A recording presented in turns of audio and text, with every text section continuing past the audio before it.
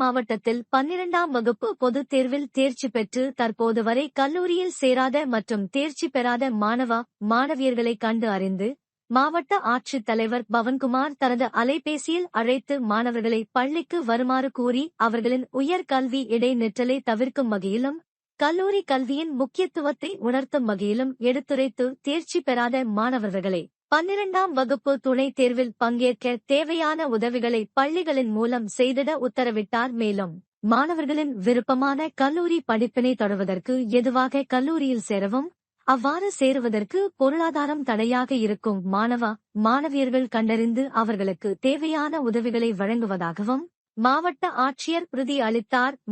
மாணவியர்கள் உயர்கல்வி தொடர எந்தவொரு தடையானாலும் அதை நிவர்த்தி செய்ய மாவட்ட நிர்வாகம் தயாராக இருப்பதாக மாவட்ட ஆட்சித் தலைவர் தெரிவித்தார் உள்ளார். இதனைத் தொடர்ந்து துணி வணிகர் அரசு மேல்நிலைப் பள்ளியில் நடைபெற்ற முகாமில் சுமார் 50க்கும் மேற்பட்ட மாணவியர்கள் கலந்து கொண்டு தங்களுக்கு கல்வி தொடர கல்வி உதவித்தொகை வேண்டும் என மாவட்ட ஆட்சித் தலைவரிடம் விண்ணப்பங்களை அளித்தனர்.